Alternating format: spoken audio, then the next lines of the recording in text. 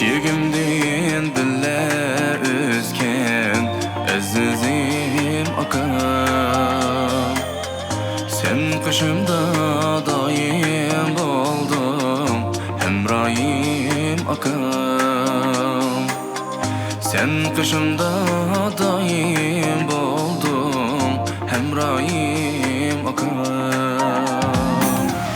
Hayot yo'limda tayanchim mening, innim xizmatda to'yimda sening. Hayot yo'limda yo'llanchim mening, innim xizmatda to'yimda sening.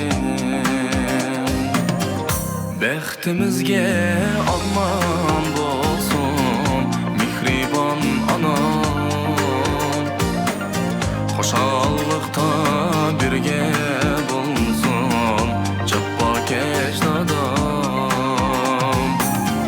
Baxtimizga aman bo'lsin mehribon onam, xushalliqda birga bo'lsin jabbokash dadam.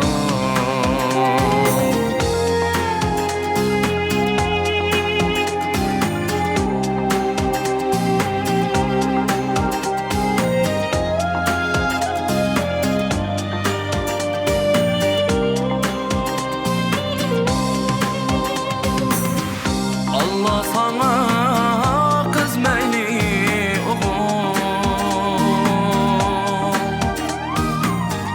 salih salih berzatlar bersin.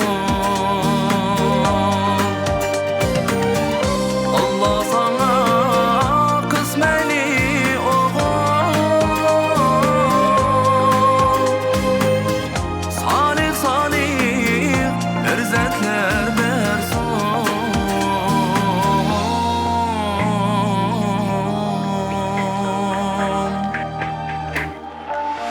Dada degan shirin ovozlar etrafımda güllenir olsun. Dada degan nazuk ovozlar bağlarımda güllenir olsun. Baxtimizga aman bo'lsin mehribon onam, xushalliqda birga bo'lsin jabbokash dadam. Baxtimizga